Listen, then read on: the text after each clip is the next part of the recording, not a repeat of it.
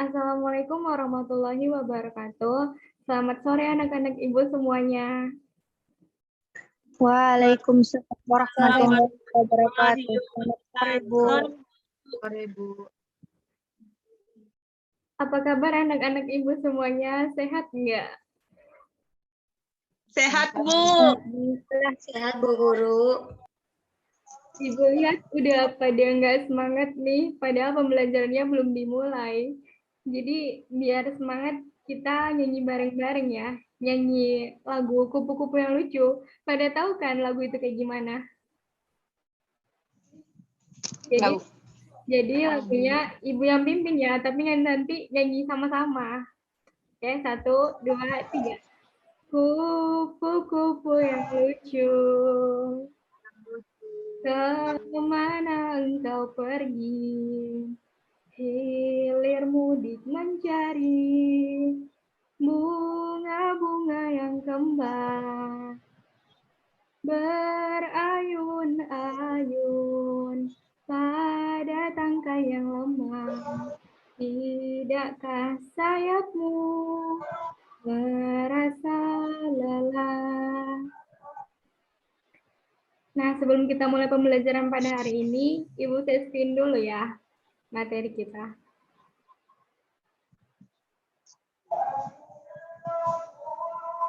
Sudah kelihatan belum? Screen-nya. Ya, Bu. Sudah, Bu. Baiklah, anak-anak. Jadi pertemuan pada kali ini pembelajaran kita adalah tema 5 tentang ekosistem, subtema 2, hubungan antara makhluk hidup dalam ekosistem, pembelajaran 1.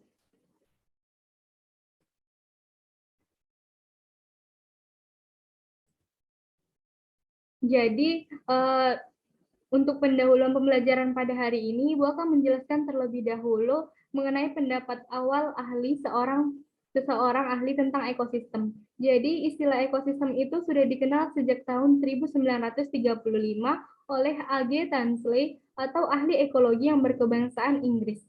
Menurut Tansley ini, ekosistem itu adalah sebuah sistem ekologi di mana di dalamnya terdapat beberapa makhluk hidup yang memiliki hubungan timbal balik. Nah, pada pembelajaran pada kali ini kita akan membahas 4 materi, submateri. Yang pertama yaitu komponen ekosistem, jenis-jenis ekosistem, rantai makanan dalam ekosistem, dan perbedaan rantai makanan dan jaring-jaring makanan.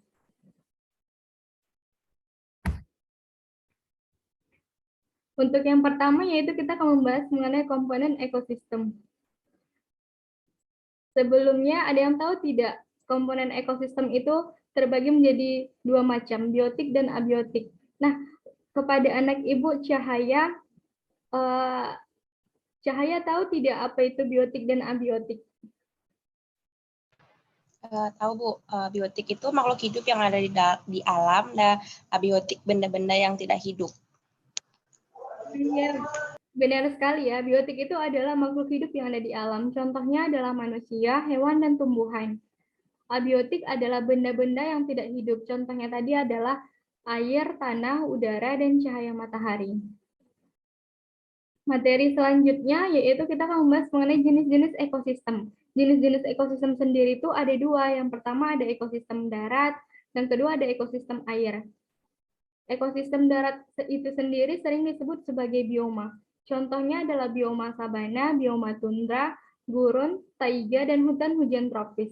Sedangkan ekosistem air tadi itu berada di sekitar wilayah air. Contohnya ada ekosistem air tawar dan ekosistem air laut. Materi selanjutnya yaitu rantai makanan dalam ekosistem. Rantai makanan yang pertama itu ada rantai makanan di laut. Contohnya ada alga, ikan kecil, ikan besar, paus bergigi, dan jamur. Untuk gambar rantai makanan di laut itu sudah Ibu lampirkan pada PPT kita ini ya. Anak-anak Ibu bisa lihat atau mengamati terlebih dahulu gambar dari contoh rantai makanan di laut. Selanjutnya yaitu rantai makanan di sawah. Contohnya adalah padi, tikus, ular, burung, elang, jamur. Gambarnya juga udah Ibu terapkan di PPT kita. Yang ketiga ada rantai makanan di hutan. Contohnya itu ada rumput, kelinci, serigala, harimau, jamur. Gambarnya juga sudah Ibu terangkan, jadi anak-anak Ibu bisa mengamati rantai makanan di hutan, di sawah, dan lain-lain. Materi selanjutnya yaitu perbedaan rantai makanan dan jaring-jaring makanan. Jadi rantai makanan itu pada dasarnya adalah aliran energi dari satu organisme ke organisme berikutnya, dimulai dengan produsen, di mana organisme produsen dan konsumen itu bisa terlibat cuma satu kali dalam proses makan dimakan itu. Sedangkan kalau dia jaring-jaring makanan tadi, dia organisme yang ada di dalam jaring-jaring makanan itu, dia bisa terlibat dalam beberapa kali dalam proses makan dan dimakan itu tadi. Selanjutnya, Ibu akan bertanya dulu nih kepada Naindah mengenai tentang hubungan antara makhluk hidup itu kan sering disebut juga sebagai simbiosis ya. Nah, simbiosis itu terbagi menjadi berapa macam sih, Naindah? Baik Bu, simbiosis itu terbagi menjadi 3 macam Bu. Yang pertama ada simbiosis mutualisme, yang kedua komensalisme, yang ketiga parasitisme Bu. Nah, ya benar sekali ya. Jadi simbiosis itu terbagi menjadi 3. Yang pertama ada simbiosis mutualisme. Simbiosis mutualisme itu sendiri, dia merupakan hubungan antara dua makhluk hidup yang saling menguntungkan. Contohnya burung jalak dan kerbau. Yang kedua ada simbiosis komensalisme, yaitu hubungan antara dua makhluk hidup yang satu diuntungkan, tapi satunya lagi itu tidak dirugikan. Contohnya ada tumbuhan anggrek dan pohon yang ditumpanginya. Yang ketiga ada simbiosis parasitisme, yang dimana simbiosis ini tuh merupakan hubungan antara dua makhluk hidup. Yang satunya itu dia diuntungkan, tapi satunya lagi itu dia dirugikan. Contohnya itu adalah pohon mangga dan benalu. Nah, sebelumnya Ibu mau tanya dulu nih kepada Foibe, anak Ibu Foibe. Menurut Foibe, kira-kira di lingkungan sekitar kita itu hubungan makhluk hidup apa aja sih yang ada? Boleh disebutkan satu saja?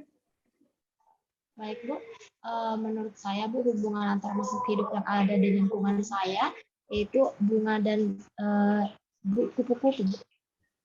Iya, benar sekali ya anak-anak Ibu. Jadi contoh di lingkungan sekitar kita itu hubungan antara makhluk hidup itu bisa disebut seperti kupu-kupu dan bunga. Jadi kupu-kupu itu menghisap madu pada bunga untuk memakannya.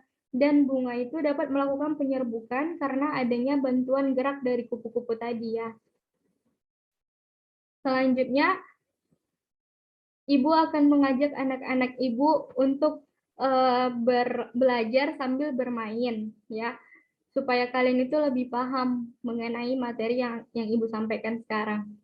Nah, di sini ya coba anak-anak Ibu lihat di layar PPT kita itu kan ada sebuah ekosistem di hutan, ada tumbuhan, ada matahari, ada belalang, ada katak, ular dan elang.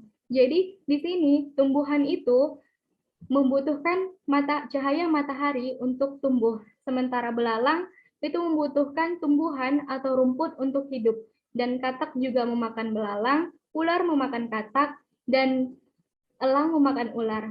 Nah, untuk anak Ibu Indah, kira-kira apa yang akan terjadi kalau misalnya ular ini tidak ada atau punah? Kira-kira apa yang akan terjadi, Nak? Mungkin Bu, elang juga akan ikut punah.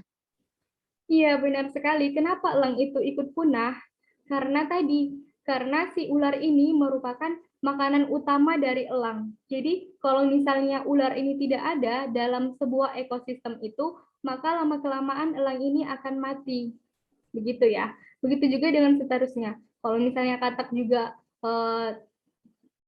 punah atau tidak ada gitu, mungkin ular akan lama-kelamaan akan mati juga karena secara makanan itu tidak terpenuhi begitu ya. Nah, untuk selanjutnya yaitu Ibu akan memberikan tugas kepada anak-anak Ibu yaitu mengerjakan LKPD. Untuk lebih lanjut dan lebih pahamnya, nanti anak-anak Ibu bisa melihat LKPD kita ya yang nanti akan Ibu berikan gitu. Jadi di sini gambarannya saja Ibu jelaskan. Yang pertama nanti kalian akan mengamati kolom pengamatan, membuat kolom pengamatan yang dimana nanti kalian menuliskan pada kolom pengamatan ini tuh perbedaan antara 3 simbiosis tadi.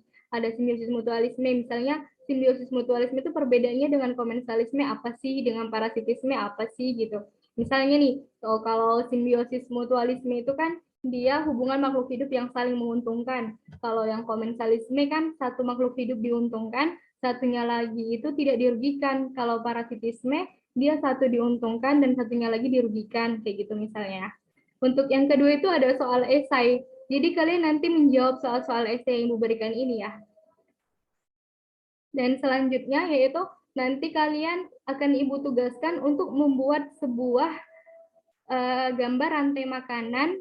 Nanti gambar rantai makanannya itu sesuai ekosistem yang kalian suka. Bisa dari ekosistem laut, bisa ekosistem hutan, sawah, dan lain-lain. Jadi mungkin cukup sekian pembelajaran kita pada hari ini. Pada anak-anak Ibu, apakah ada yang ingin ditanyakan? Kepada anak Ibu Rahel, apakah ada yang ingin ditanyakan, Nak? Tidak ada, Bu. Sudah cukup, Bu. Ibu rasa juga sudah tidak ada yang perlu dipertanyakan lagi ya. Jadi cukup sekian materi kita pada hari ini. Kepada anak Ibu Ade Irwani, Ibu minta untuk memimpin doanya untuk menutup pembelajaran kita pada hari ini. Kepada anak Ibu Ade, silakan dipimpin, Nak.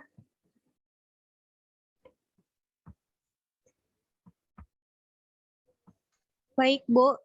Sebelum kita mengakhiri pelajaran kita ini, ada baiknya kita berdoa terlebih dahulu menurut kepercayaan dan agama kita masing-masing.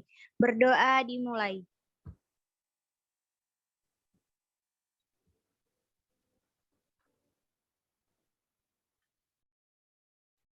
Doa selesai.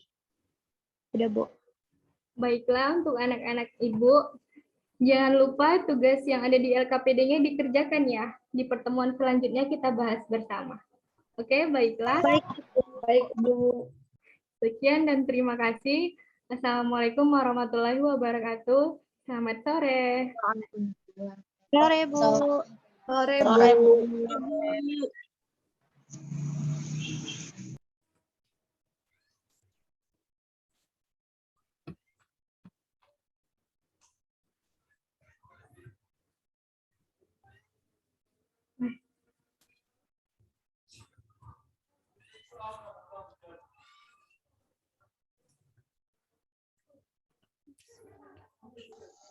Wih, kayak mana matikan recordnya, weh. Stop record. Pit, potong nanti ya, Pit. Kenapa? Potong nanti. Soalnya ada